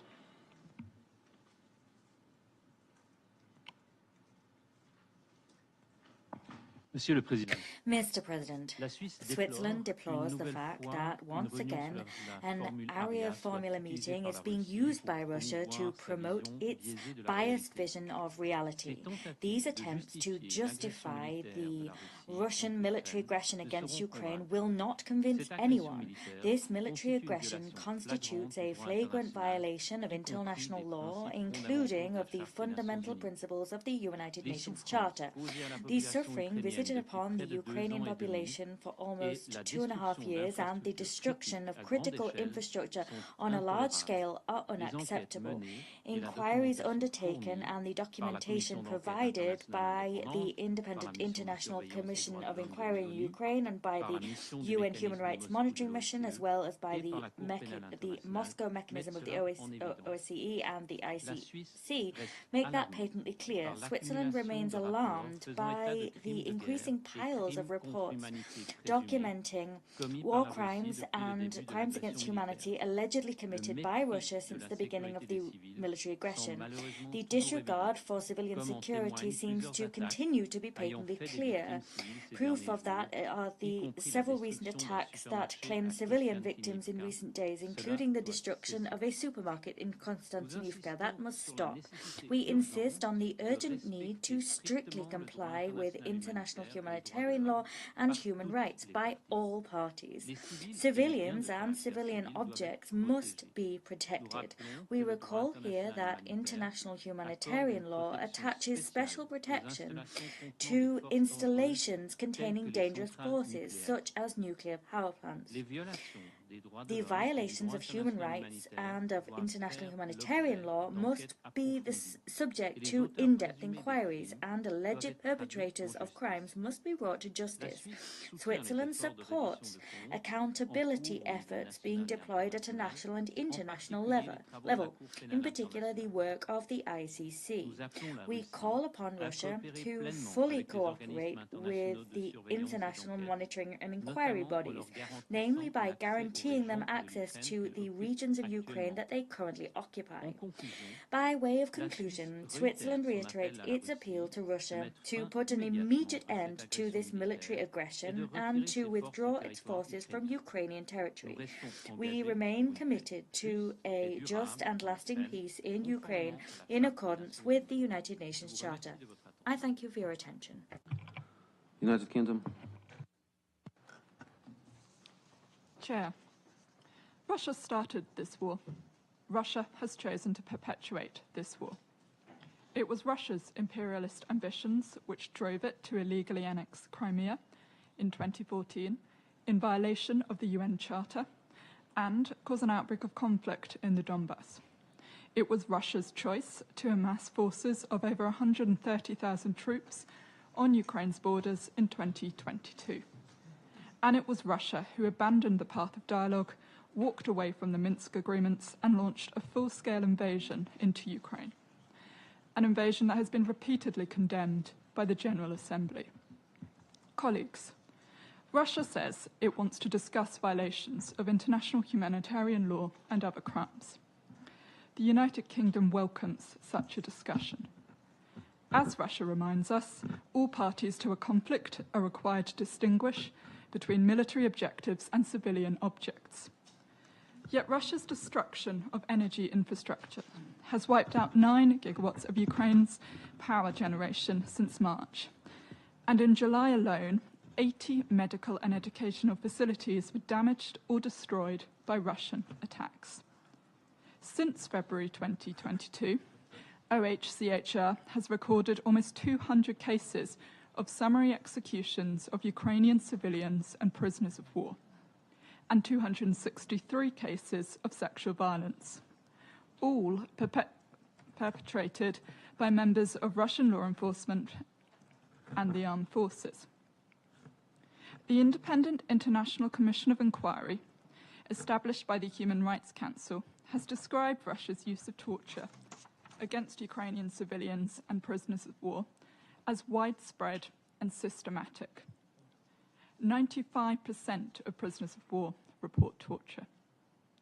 The International Criminal Court has issued 6 arrest warrants for Russian government figures. This includes the Russian president and his children's commissioner for their deportation of Ukrainian children, and Russia's former defense minister and chief of general staff for attacks against electricity infrastructure. And Russian soldiers are carrying out indiscriminate violence against civilians, not just in Ukraine, but also in Russia.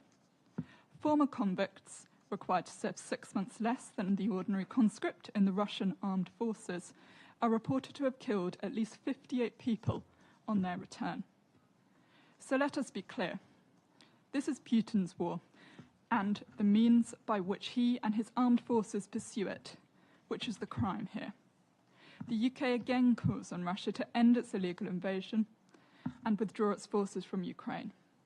We will never falter in our support for Ukraine, and for as long as it takes to secure a just and sustainable peace based on the principles of the UN Charter and international law. Thank you. France.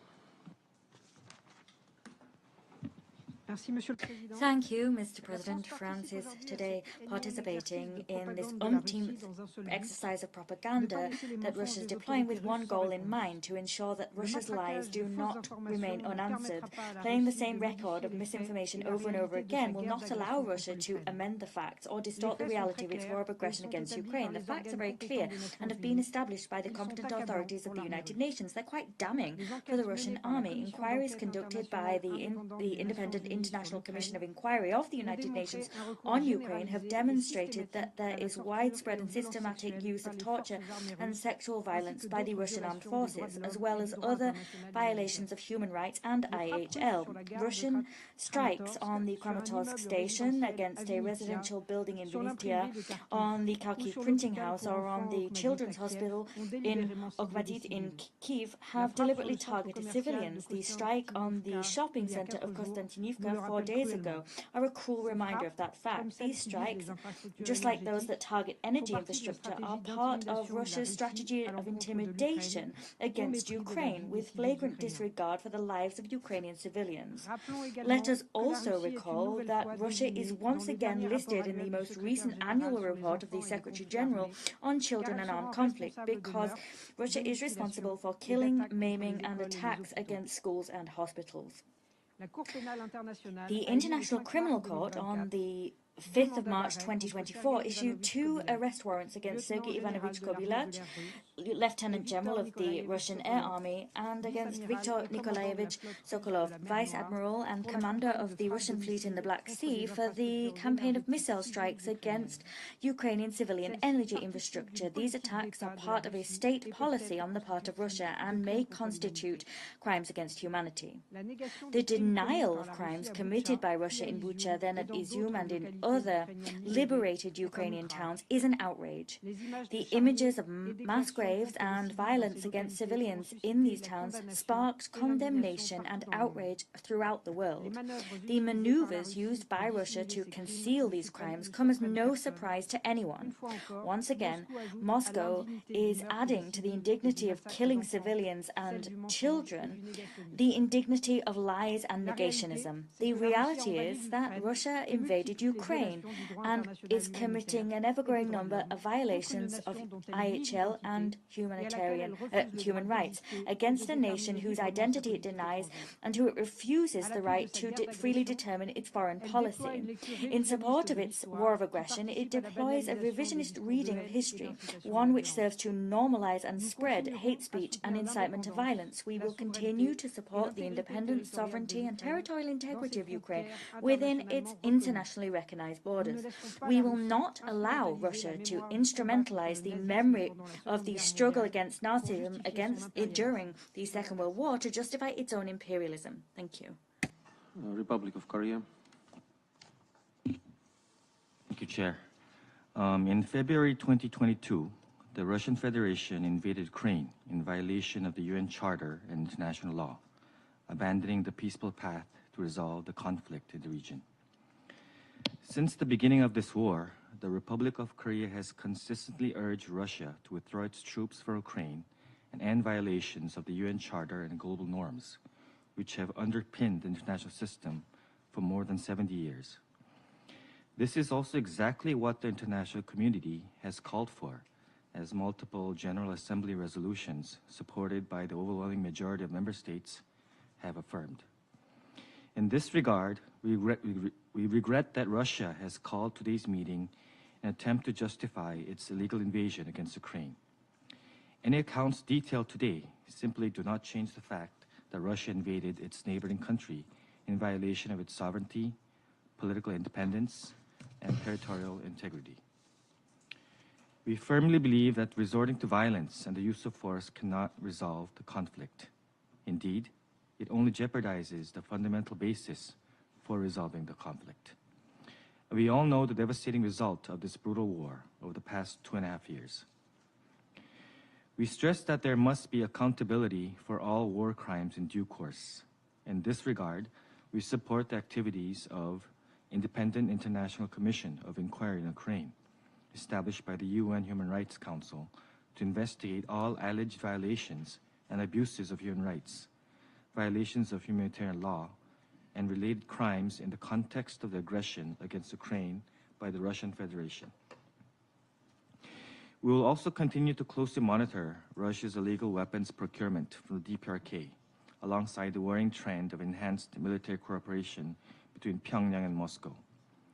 This is all the more vital after the 1718 Committee panel of experts ceased delivering its crucial monitoring mechanism against such illegal activities due to Russia's veto on this mandate renewal.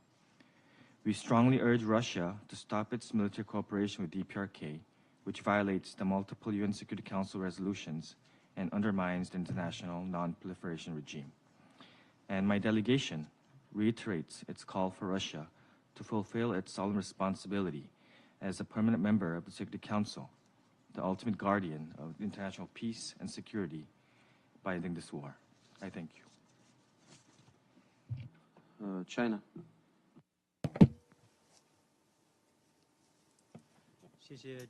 I thank you, Chair. I thank the briefers for sharing their information. The fighting in Ukraine is still raging on and yet to show signs of relenting. The frequent occurrence of vicious attacks and civilian casualties is deeply concerning and heart-rending. Every day the conflict continues. Casualties of innocent civilians increase, and the risk of escalation or even loss of control of the fighting rises.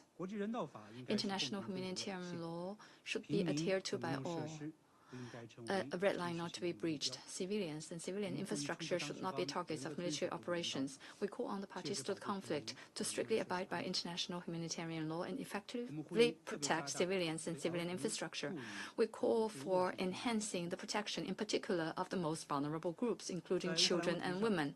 On the issue of Ukraine, all diplomatic efforts by China have been sending the same message, namely to protect peace talks and advance a political settlement.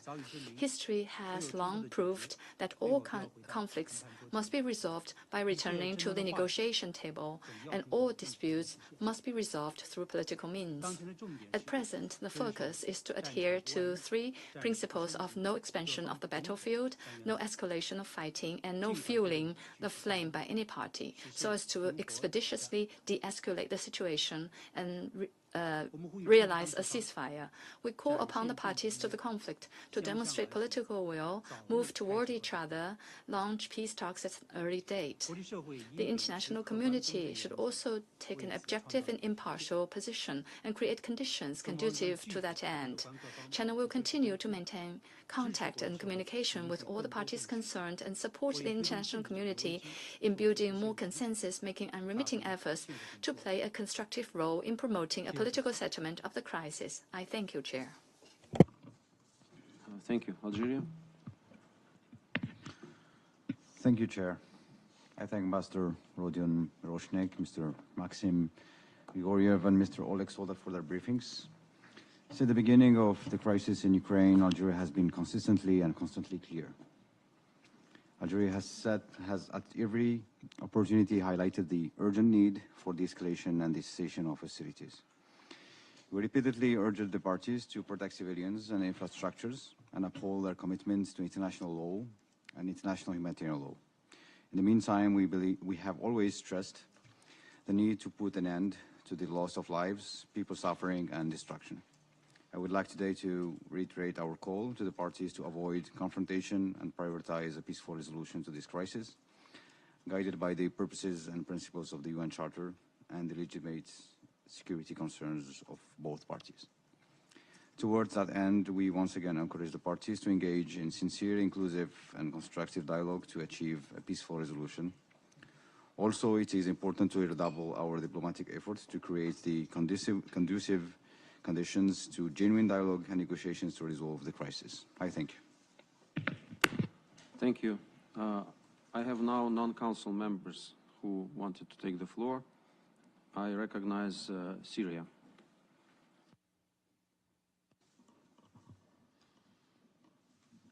Thank you, Mr. Chair. Mr. Chair,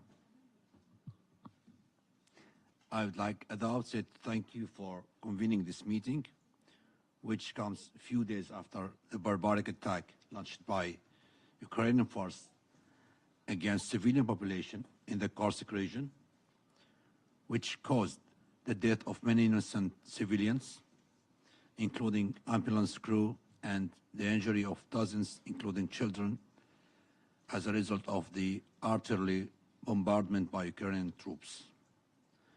I'd like also to express my gratitude to all the panelists and briefers for their valuable testimony, which elaborated some of the untold stories about the IHL violations and other crimes committed by the Ukrainian military and militias. Grave violations of the international humanitarian law, as well as other war crimes committed by Ukrainian military personnel and militia during the ongoing conflict, must not be ignored, and obligations under the IHL must be preserved and implemented in an objective and balanced way. Mr. Chair, we do believe that the latest Ukrainian attack would not have taken place without the aggressive policies of the Western countries, which continue to aggravate the conflict and to turn a blind eye to the inhuman practices against the residents of Donbas region for more than 10 years. Moreover, we cannot view the latest attack in Kursk region apart from the role played by NATO countries to escalate tension and hostility towards Russia and to threaten its regional security and stability by providing all sorts of heavy weapons and missile systems to Ukraine, including banned weapons. We call on all the Western countries to stop its hostile policies towards Russia and to play a constructive role to restore peace and security for the whole region. Thank you. Thank you. Belarus.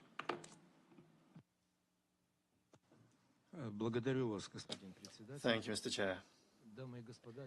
Ladies and gentlemen, I'd like to inform you about an incident that took place just a few days ago and which has already been referred to today. On the 9th of August, from the territory of Ukraine, a group of strike UAVs was launched, which violated the border of the Republic of Belarus and which were shot down by the anti-air defense forces of our country. This is an extremely serious incident which could lead to a radical escalation of the situation, and this incident is a very dangerous attempt to expand the zone of the conflict currently going on in our region. At the same time, they're trying to draw Belarus into this conflict, Belarus which has consistently called for settling the crisis and ending the bloodshed in the region. There has already been a reference here to the Minsk agreements. You're all very aware of the Minsk agreements, which, if they had been fully implemented, we wouldn't be sitting here today and we wouldn't be discussing the problems that we're discussing. Unfortunately, and this came to light subsequently, the leadership of a number of guarantor states of the Minsk agreements had no intention of implementing those agreements. Rather, they took advantage of this pause to provide additional armaments to Ukraine.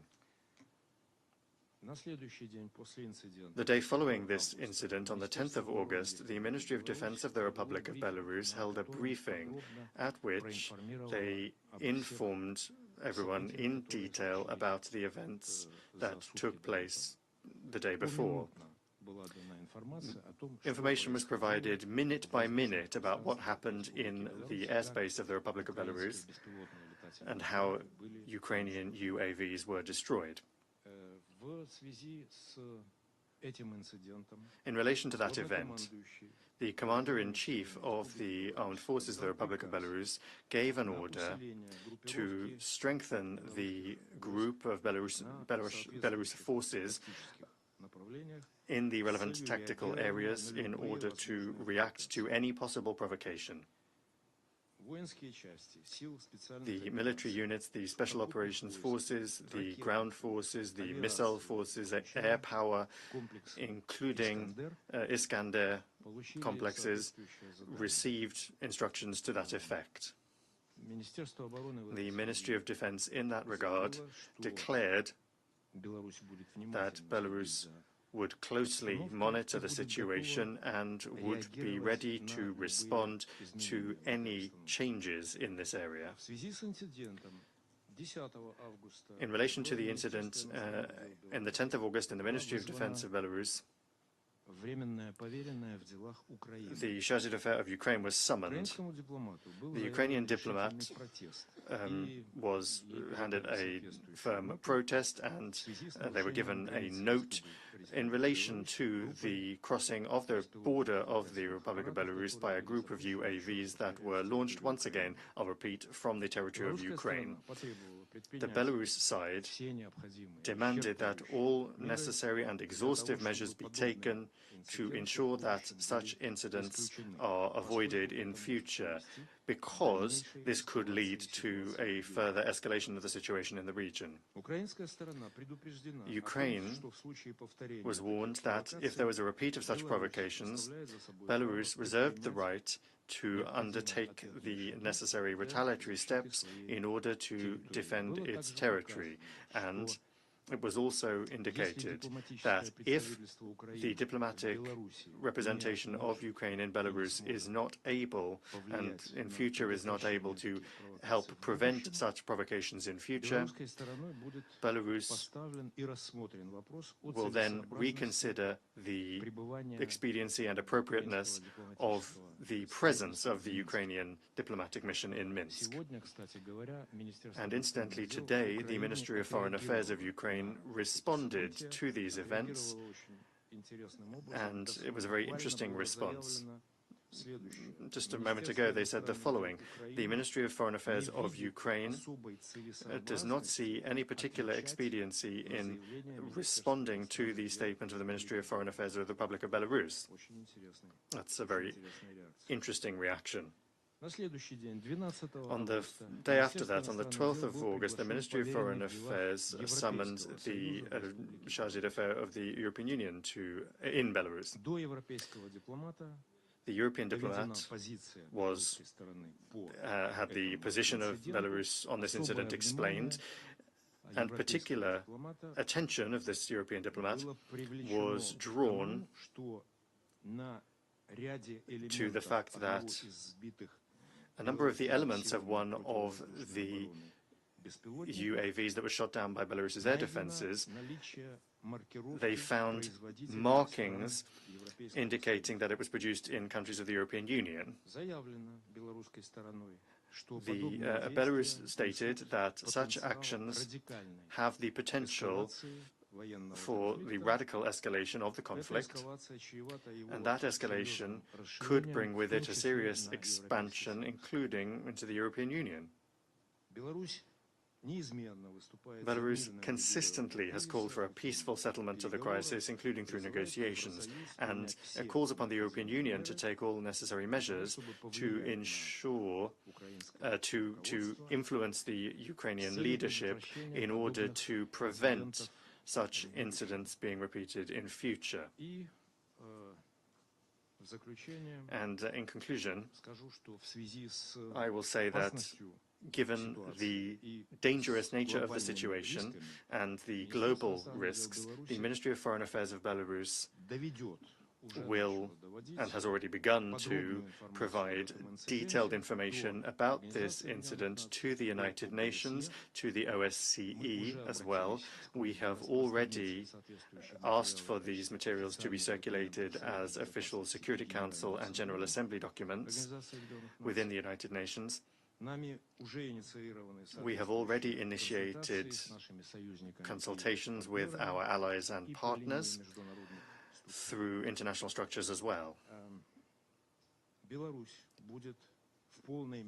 Belarus will, in full, exercise its right to self-defense and give a due response to any provocation or any hostile actions involving the use of absolutely all existing forces, means, and capacities. Thank you for your attention. Thank you, Valentin Valerievich. Is there any other delegation that wishes to take the floor? I recognize. Please introduce yourself. Thank you, Chair. DPRK delegation. Okay. Would like to take the floor. Thank you, Chair. And we thank the briefers for informative and elaborative presentation coupled with the telltale evidence on the violations of IHL committed by the Ukrainian armed forces.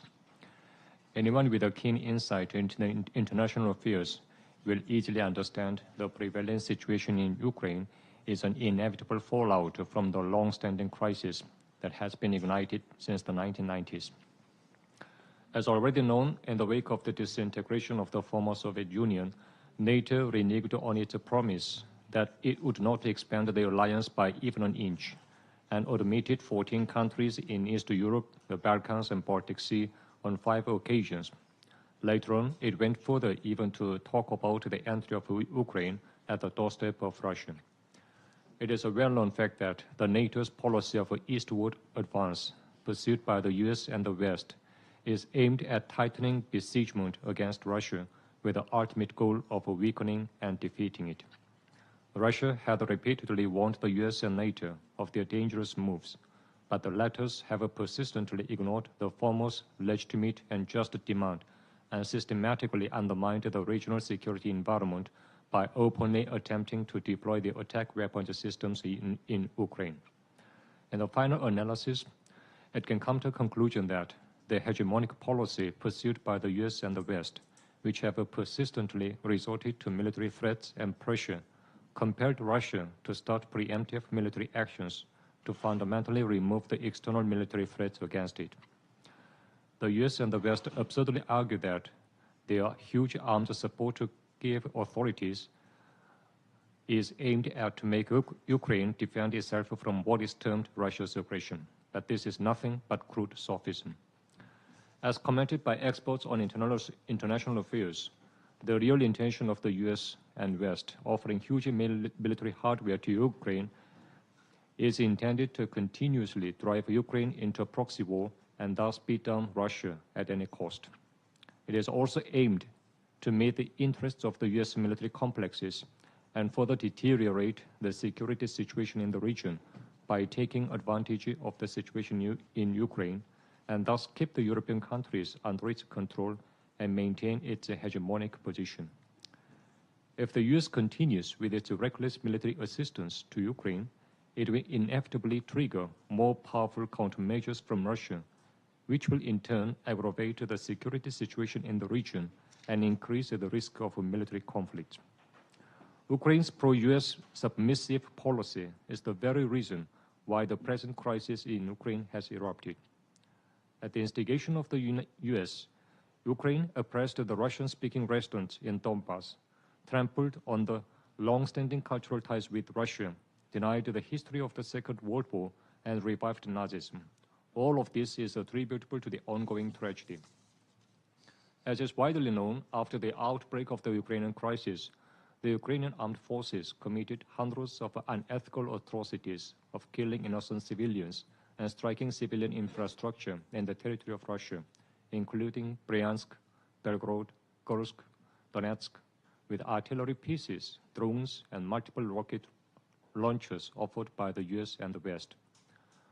What should not be overlooked is the fact that the US and the West, which have been hell-bent on demonizing Russia with such labels as massacre of civilians, child abductions, and human rights abuses, are playing deaf and dumb about the killings of peaceful citizens by the Kiev regime. The US and the West are no less than biggest sponsors of terrorism, as they are adding fuel to the flames of war by encouraging terrorists to attack the Russian territory with the weapons offered by them, not content with providing them with a huge arsenal of lethal weapons. Russia's stronger response for safeguarding the national interests and safety of its citizens as a just and legitimate right to self-defense, which is undisputable. On this occasion, we strongly condemn and give a serious warning to the ROK's reckless move to groundlessly spread the rumor of arms dealings between the DPRK and the Russian Federation.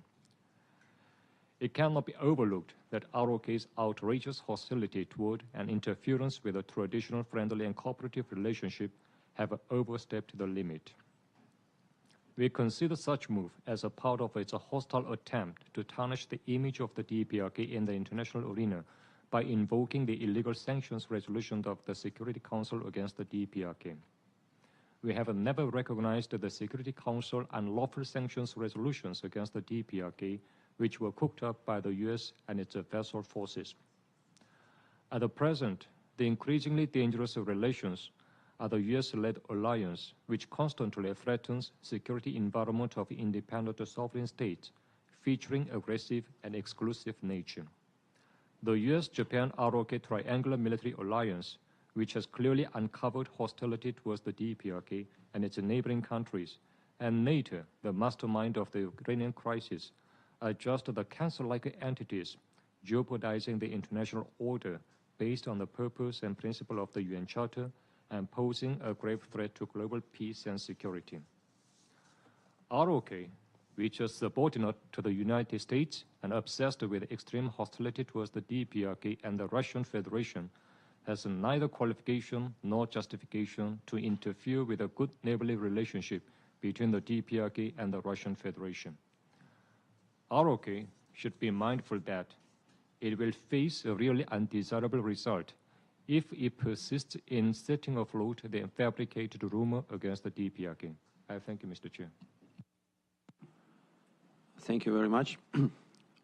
I will now give floor back to our briefers in case some of them wants to make some very short final remarks. I recognize Rodion Miroshnik. Please, Rodion, 3 minutes. Yes, thank you, Mr. Chair.